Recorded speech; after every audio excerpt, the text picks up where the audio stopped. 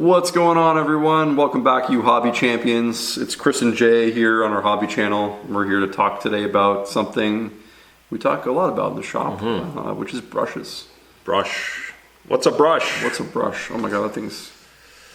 Yeah, I mean, so I think it's probably we're gonna break down some of the brands here a little bit, but we're also going to talk about like types of brushes, when you would use one and when you would use another one, and sort of like how we cycle our brushes in our regular painting, and maybe some things that you can start to think about brush care, all that sort of stuff. Yeah.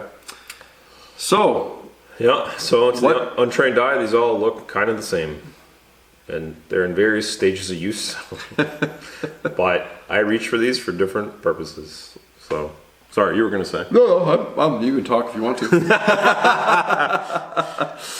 The first thing I want to talk about, because this is like a lot of questions that get asked, is brush sizing. So these are all different numbers. So what do we got? We got a 0, a 2, a double 0, a different 2, and another type of 0. This is a 2 as well. We're gonna try this is another 2. This is a Chris's slotted in a Vallejo.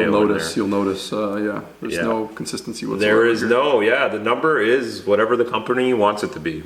Yeah. So, but they're, usually, basically the rule of thumb is the more zeros, the smaller the brush is. And then the bigger the number, the longer. Now, every company also has like different purposes. Other than, I think, just Artist Opus, and I'm not sure if Green Stuff World did this, and maybe Vallejo did. Actually, that's not Vallejo brush, but anyway, or Da Vinci. I think just Opus. They're the only ones who market that they make brushes for miniature painting. Mm-hmm. And why that is a thing is because you'll notice the brush lengths are all quite different. They're all over the place. So, this size 2 gold may be just for any acrylic painting, maybe for canvases, for miniatures, for whatever. So it's a little longer. Actually, the longest one I have here, I think, is this AK one, or maybe this. So it has handovers, like I call it, like our house brand, how places of house wine. This is kind of like that. It's a tiny company. You probably will never see it other than at our store or somewhere in the UK. It's a little UK company, but we would like them because they're not expensive and it's a good price for quality ratio. But their brushes are long. Yes, they're not on the shorter end.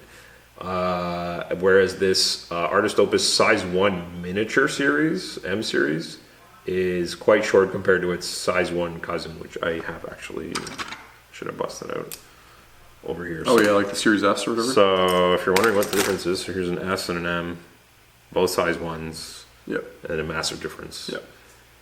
The kind of the at the ferrule, the belly is relatively the same. The brush length differs. It's funny. They M is for miniature. Like Winsor Newton has like a miniature brush as well. It doesn't mean it's for miniatures. It means the brush is miniature. The brush is small. Now, yeah. You see us lick our brushes a lot. This is like something that I don't know if everyone does, but the main difference is the it's hard to see, but the miniature one actually is meant to like flex less. It's meant to be a bit stiffer, right? Because it's stubbier at the base. It's stubbier at the base, so only the very tip moves around, and so these are excellent for like drawing, making, sketching and stuff. Sketching, drawing. If you want to learn like do freehand work or paint in a very small space, this is good because like just the like end of the brush is like moving around, whereas this like longer thing is going to be way more flex, right? Give way more flex, and I can sweep. When would that be good?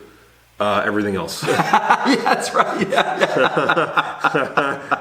So this is like your service rifle, and then the other one is like your, your special weapon. Kind of, yeah. So you could like fan the brush more. You can do more, but it just the whole brush moves around as opposed to just the end. Even if I tried to paint with the end, the whole brush is moving around. So there's that. I was gonna say so some things to consider, right? You have like stiffness of brush, length of brush bristle hair, how wide they are generally. I don't have one here. I don't know if you own one. There's another brand that's popular that we don't stock because it's hard to stock. Why would someone want like a bigger brush?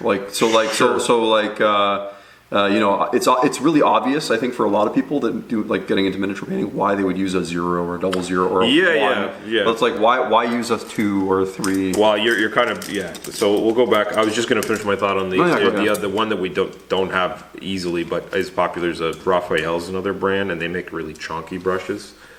By that I mean there's just like fat, like all the sizes are fat with a lot of hair on them. But yeah, like it's funny. The first thing people do when they come in is they're like, I need a tiny brush, so they'll grab like the equivalent of this 000 or something, this little tiny guy, and they're like, I need this to paint my Marines or something, and you're like, are you painting the eyes? And they're like, well, I'm painting everything, and you're like, with this, you're gonna take 6 years. You're gonna take this holds no paint. The paint is literally dry before you get to the. I literally only use this for like doing a little ping of light somewhere, or because I'm frustrated and I need to paint a really really tiny spot, but. Generally, this is like overkill tiny. It doesn't hold any paint. So like like this, where you've got like a nice chunky number 2 Vallejo brush here. Yes. You can get a lot more paint on this guy. Like you can load it up. I mean, it holds like I don't even know. It's not just 10 times. A bucket holds a bucket of paint. It holds like 20, 30 times more paint. and like you said, I think is a good point. Is like it just means it doesn't dry out. Doesn't dry out. Right. The brush stays wet. Yeah. You get less paint. At the ferrule because it's all in the core. Because you can load it at the core, exactly. And so your brush actually lasts. And then the other thing is like we joke. There's like, can you, what at the very end, at the very tip, like this one can still make a pretty small tip. I mean, it's not a 000 small, but it's at the very end. You can still paint a lot of details with that. Those little hairs are just at the top there. Yeah, you just don't load it as much, right? You just don't load it as much. So we give the like. Karate Kid analogy, if you can like wax on, wax off with a big brush, you will build more control into your like muscle memory, and you'll be able to do. It'll be a little weird at first. You're like, this is a big brush, but you'll invariably. I mean, you basically the size 2 in any brush company is like basically the brush you should be using the most, like for virtually everything. And then the next one down, what is it? Redgrass Games were advertised. For a little while they were only doing O's and 2s because they're like, this is the only 2 brushes you ever need. 00 and a 2, or something like that. Yeah, it was a double, and I was like, 00 is a little too small, but I see their point, and they're not wrong to an extent. They just don't like to make money, I guess. Yeah. That's true. You should still offer all the sizes. Yes. Now of all these ones I've showed, the really longer hair ones. Or like the thin long hair ones, like this one's kind of like that.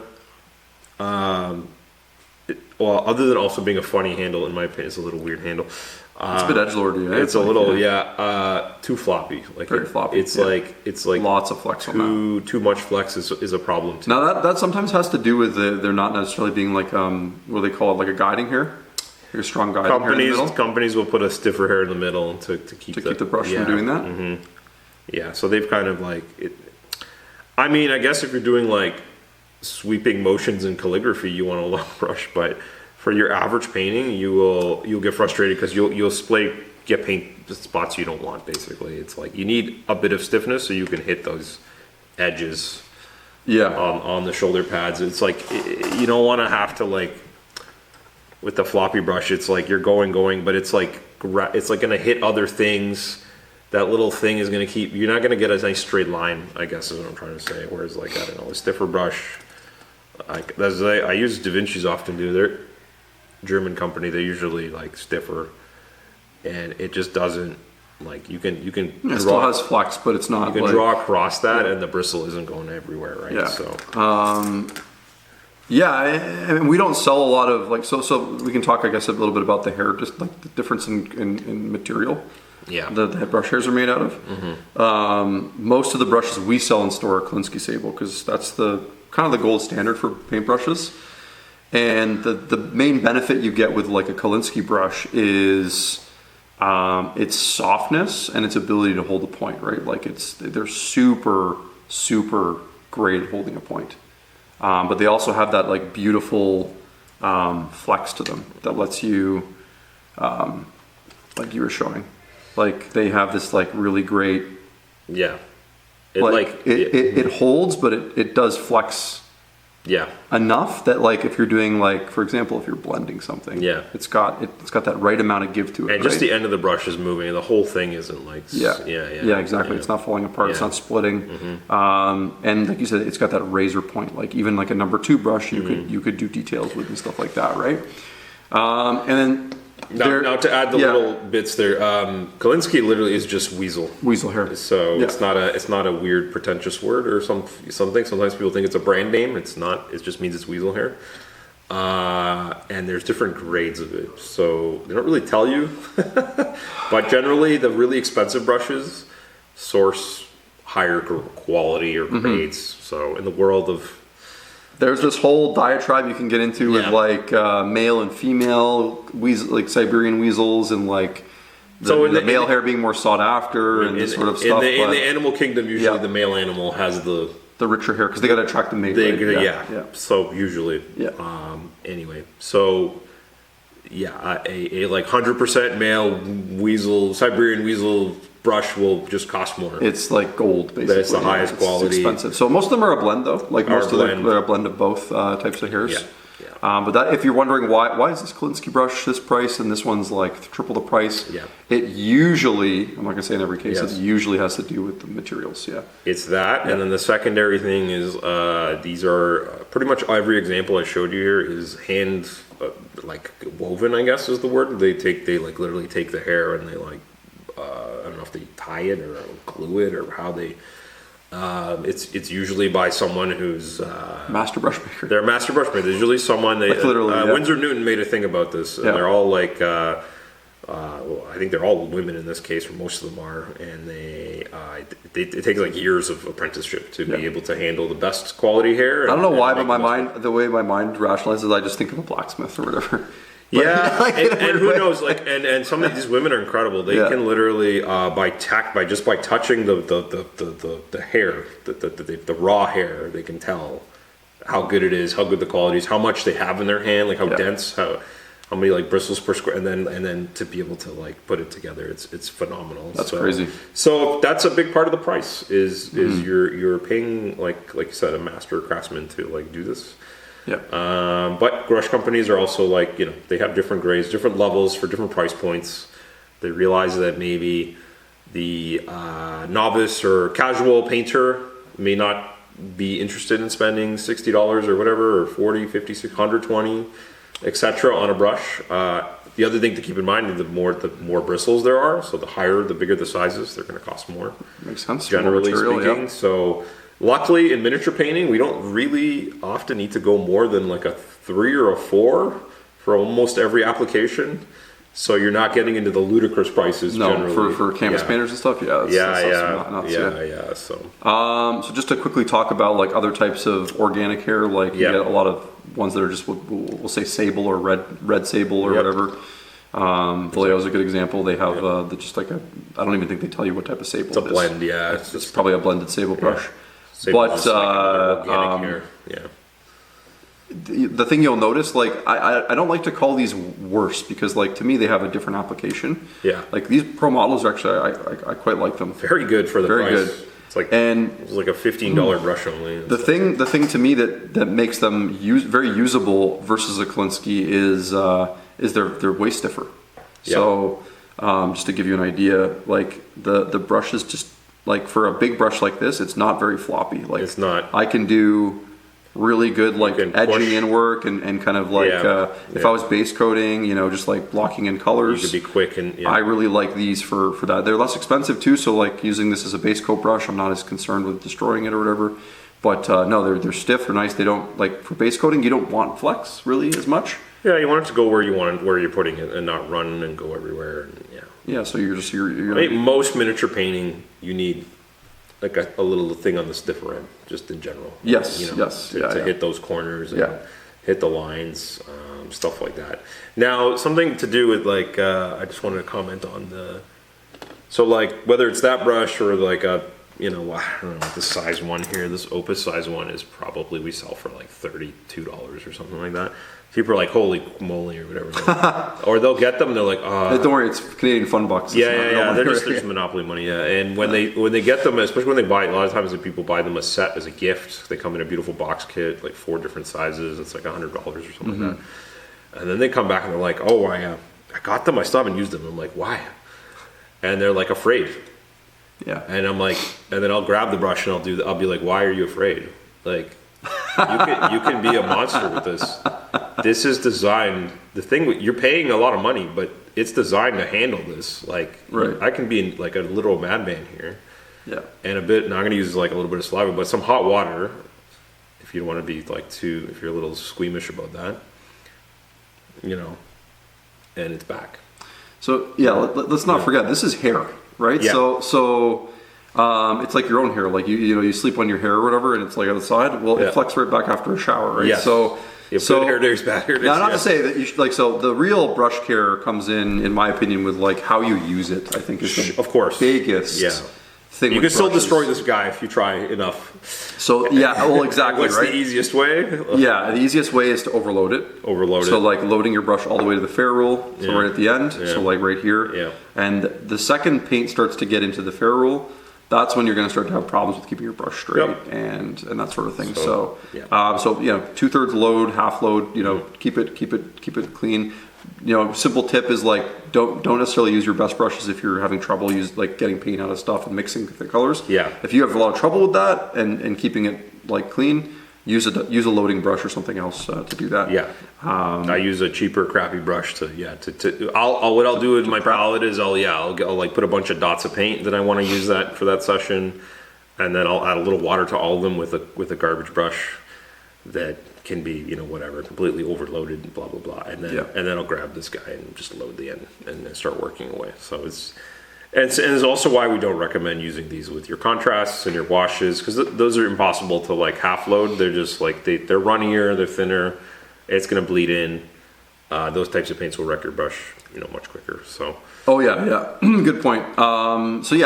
Preventative, I think. The other thing is like while you're painting, just clean your brush every I know it sounds crazy, but like every 30 to 90 seconds, just rinse your brush off. Always rinsing it. Rinse it off. And then re-twist it. It just should be a habit thing, right? And then you reload it and rinse it. Like usually what occurs with this is I don't actually, the reason this is a consumable, by the way, just in case people wondered. So you are gonna like, this isn't gonna last forever. No. So those people, like, again, get the sets and don't use them. Like, so you're in a weird zone, because you're like, I don't want to use it because I don't want to wreck it, but then you're not using this incredible brush forever.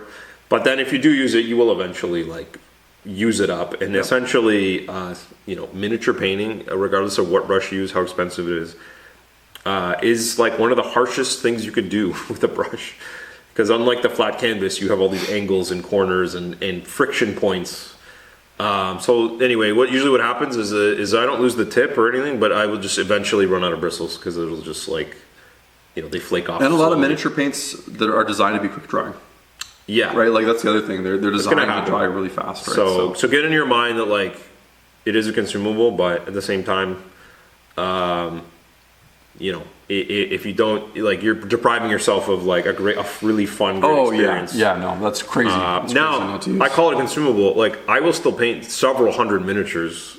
Before I even come close to like running out of bristles. I almost like rationally, like I basically, like, if I'm gonna endeavor on painting like a brand new army, I build like the cost of a brush usually into it. Yep. I'm like, I'm probably gonna burn through one of my good brushes, and that's sort of like just a cost of doing business or whatever, right? Like, when I start an army, I might grab a couple of another 2 and another 0 or something, and I'll be like, these are going to get used up on this project.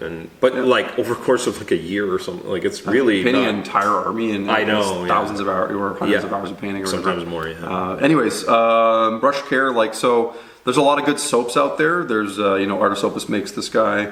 There's like the Masters brand one, which we really like. There's the Gentastics brush goo. As long as it's a bar-based or like gel-based soap, I find those ones are good because they're not harsh. Yeah. These are usually like some kind of like how to describe it, almost like organic. They don't really use too many harsh chemicals. It's usually made out of stuff you could almost make one of these at home if you knew, if you had the ingredients, so to speak. Because there's a lot of common ingredients. It's like very mild soap, right? It's very mild. That's the way I would put it, because like I think of those products for sensitive skin and exactly, like natural oils and. Yep. And like safe ingredients. I think Byron's actually said that there's almost like a conditioner in here built in as well. You could probably eat this. It's probably yeah. It's very expensive. Don't do that though. Don't do that. Yeah. But so it's like a conditioner as well. So, anyways, my advice with this stuff is just use it when you're done your painting session. Once is fine, right? Like you're basically just using that to strip any of the dried acrylic off your brush and to condition it basically before you use it. You're essentially like using your like wet brush and you just like brush it across the soap a little and it'll get it going. So you want some clean water. Yeah.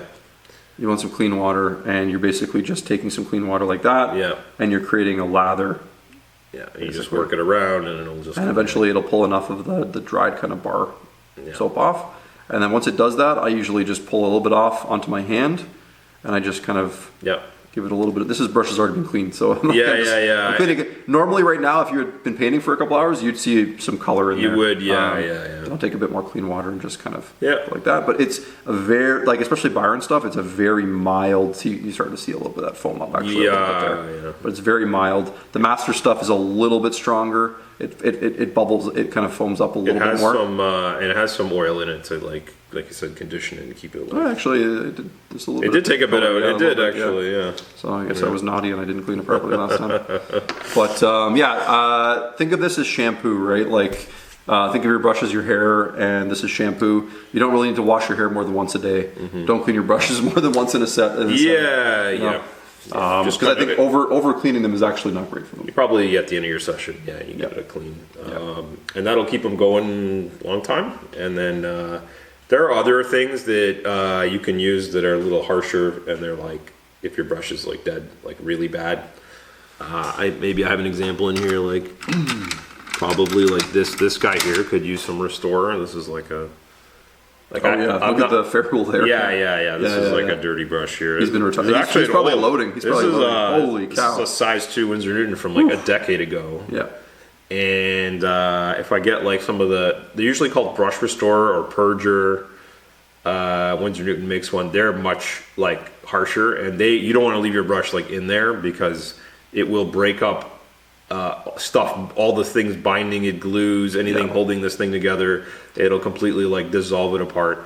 So it's one of those things that you like, load up, and then you're like, I take a paper towel and I knead it until it's just like, you'll just see everything coming out. Yeah. And you can take a brush like this and kind of like bring it back to a somewhat usable level. It's never gonna get brand new. It's not gonna be brand new, but you can make it. But the reason these bristles are all over is there's just dry paint in here, and and they've also been like, this thing's just been destroyed. So, so the Purger, you could recover a brush a little. You probably still use that brush for other dirty work, not really for detail base coats maybe or something like that. Yeah, but I still think you do have to, like I said earlier, it is still consumable. So, it's not going to last forever ever. On the synthetic side, you can be, both synthetic and natural. You can use boiling hot water as well. We didn't talk about synthetics much. When would someone want to use a synthetic brush? Yeah, so in our we've shown a few ideas, but things like contrast paint, oils, any of that, those crazy dirty downs, and all those weird paints that aren't just like a regular acrylic. I don't know what you call it, layer paint that you would use like for your normal painting. Any of those special effects paints, they're just usually way harsher. They're like. They will wreck your brush. You want to push those paints around and slide them off into places, like the oil paints especially. So the nylon brush will like facilitate that better. And they're just frankly much cheaper. They're like a third or quarter the price. If you're doing all these special effects with them, and it may not be as worth to keep continuously like trying to soap them and keep them alive. Like you can do as much as you can. You'll still get good mileage out of these, don't get me wrong, but... they quickly, this is what they start looking like. This is a newer one. I haven't used as much, and they very quickly get to this stage. Yeah. You know, where they get very heavily stained and they start to curl They a little curl, bit. yeah. And you can, like Jay said, you can reset them with some hot water, but It has to be boiling though to like hot water to get it so you can reform the curls. But no, they're great, like base coating, washes, like you said, sloppy stuff. Yeah. When you kind of want to preserve your good brushes and you don't want to kind of like ding them up a bunch. Yep. I get a ton of work out of mine. Yeah. For sure. Yeah. I use them a lot. And then brands for paintbrushes, like what do you like? Just overall, like we carry a lot of brands. Yeah. We like all the ones we carry. That's why we carry. I know. Yeah. I'm like, I just have them all like in a stupid container. Like this is like this random dental tool container that I just like literally chuck them in. I've got an AK brush. Chris has like a real case. Yeah. And I'm like, I just like literally go like, that looks good, you know. So now someone's gonna point out that I have like hundreds of dollars of brushes in there, but yeah, it's like I go through like different times. I'm trying to think of what. Like it's funny. Like recently, I have a handover one that I'm painting. You'll see him soon later. This one, a Raducar the Beast with, and I'm loving it. I don't know what it is. I think because even between brands. It's a bit of a luck of the draw sometimes. Yeah, it's a handmade item. It's a handmade item made with a natural hair product. It's a made by hand item. So sometimes you get one that's awesome. Yeah. And you can't put and then you buy a second one, and it's just something's not the same that time.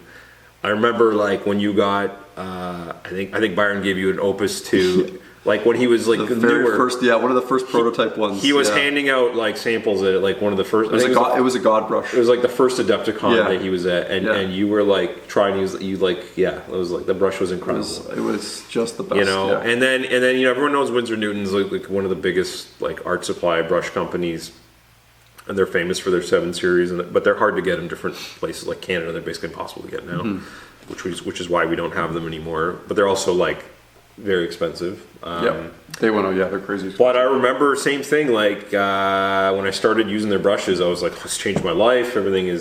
I was just like anyone. I was like, "Oh, why would you need a $32 brush?" Like because those were like the first Kolinskys we used. Yeah. And then I got one. I was like, "Oh my god!" And then I would do what anyone does, which you like stock up, you buy a few more, and then I would get one and I'd be like, "This is like it wasn't holding its shape. It was being weird. It just wasn't behaving like my original one." So I kind of have a mix, and I just kind of like decide. I start like whatever I'm doing. I kind of this one's good today. So I'm not really too married, but I think if I had to if you had to like choose one, if you had I guess gun to the head kind of thing or whatever you want to call it, So it's just a weird question though. I'm probably I know, but I think that's the ultimate answer people want. Yeah, like, I know people want to tell me recommend a brush brand. You're like, but you don't have to. You can try. I'm probably taking a Da Vinci, one or. No, an Maestro, an O, a 1 or a 2. Yeah, Maestro 10 10 series, a 0, a 1 or a 2. Probably the 1 because that's in the middle. Yeah, I'm probably because it is on the stiffer end, which I like. Yeah, that's fair. I think I'm just a little more flex.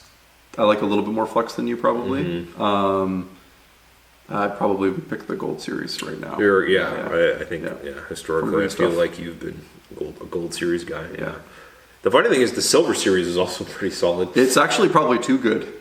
Because it's like guys, you probably need to make your Silver series a little bit worse or whatever. They're like 30% cheaper. Well, because they're also Kolinsky, right? They are still Kolinsky. They're very good quality. And their green brushes are also very good synthetics. So good brush maker. Wow, we talked about brushes for 30 minutes. Holy cow! I'm not surprised. We love talking about. We talk about so much in the shop. Yeah, because like people come in, they're like, oh, it's one of those areas where we have a huge depth of knowledge. We've been doing the hobby for so long. We've tried all of these brushes out, and we just talk about it so much. Well, hopefully you guys like that brush video. If there's questions you still have, you can throw them in the comments. We'll try to do our best to answer them. Maybe we'll do a follow-up video a little bit with some of those questions. I'm sure we'll just compile stuff like that and make future videos. Yep. You can check out our Sit and Talk channel, Lords of War Games and Hobbies, where we do little industry talks and talk about running a retail shop. And then you can support us on Patreon. We really appreciate it as we build this channel up. It helps us afford little things like silly things like microphones and trying to make Yeah. this channel sound better. Yeah. And also the big benefit of Patreon is you get to converse with us and message us there, and we're able to actually have a bit more like in-depth conversations. So check it out. Thanks for watching. Hopefully you learned something about brushes. We'll see you next time. All right. Thanks.